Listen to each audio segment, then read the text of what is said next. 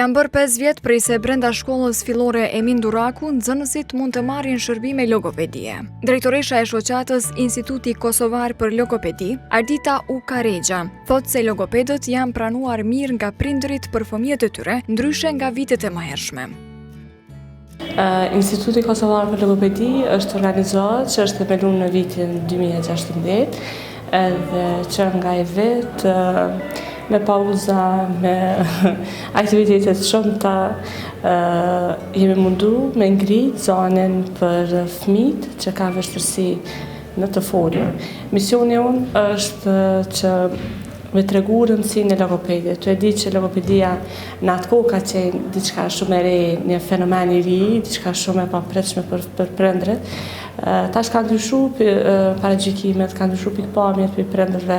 Prindërit janë më të vetëdijshëm, problemin më të vogël në komunikim i drejton logopedit. Ne që kemi arritur një suksesit madh që nga i vet. Përndryshe të e pa rëndësinë e logopedit që është i domosdoshëm. Unë gjithmonë them që kudo që ka fëmijë, duhet me ka një logoped.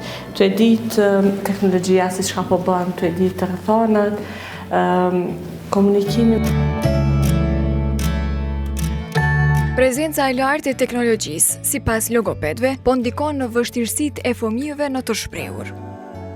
Problemet e fëmijëve që kanë nevojë për logoped mund të jenë të njëjta, por njëra nga logopedët thotë se teknikat për trajtimin e tyre dallojnë. Jam studente në përfundim të vitit të tretë në Kolegjin Ajmerer në drejtimin logopedi. Përvoja ime në kabinete shkollore ka të bëjë me rreth 3 vite, më saktësisht në kabinetin e shkollës fillore Emin Duraku. Jemi duke marrë me ndihmën e nevojave varësisht të fëmijëve në çrregullimet që i kanë në folur, të shkrimit, të leximit, në komunikim. Mundohemi të bëjmë plane individuale për secilin, varësisht shohim se çfarë, sepse nëse një fëmijë ka një diagnozë, 2 fëmijë kanë diagnozën e njëjtë, por metoda e punës dallon, është ndryshe.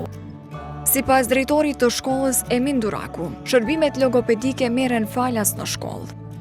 Në fillim ishte numri i vogël i nxënësve që kërkonin takime me logopedët, por më pas ky numër u rrit dhe u pranua mirë nga prindrit, thot Osmani. Në momentin është kabineti vetëm i logopedisë që ofron shërbime falas për nxënës, Komunë Prishtinës, i përkrahur prej Ministrisë Punës dhe Mbështetjes Sociale, Drejtorisë Punës dhe Mbështetjes Sociale, kuadër Komunës Prishtinës. Është viti 5 që ofron shërbime. Ideja ka qenë prej disa kolegeve që kemi bashkëpunuar më herët me fëmijët me nevoja të veçanta, respektivisht prej aktivistës për drejtat fëmijëve Leonora Baraktari, e cila ka bërë një punë të madhe që kabineti të jetësohet. Pastaj ka filluar me është gjithë aktiviteti, ka filluar në kuadër të Institutit Kosovar për Logopedi. Vitet e parë numri ka qenë dikon 10 nxënës 12 që kanë pas problem me artikulim, mandej është rrit numri se prindërit janë vetëdijshur që duhet me i dërgu fëmijën nëse vren ai parregullësi me i dërgu te logopedi. Pastaj me funksionimin e punës psikologut dhe aktive profesionale, identifikimin e atyre fëmijëve, por edhe përmes kontrollave rutinore, bashkëpunimit me prind, kuptohet, është numri i rrit. Kujtoj një vit ka qenë ndaj 40 fëmijë që kanë marrë shërbime logopedike të nevojshme dhe sot kabineti është funksional dhe funksionon pa ndërprerje. Prindit po kthehena në periudhën e vitit 2021 kanë pritur zakonisht mirë.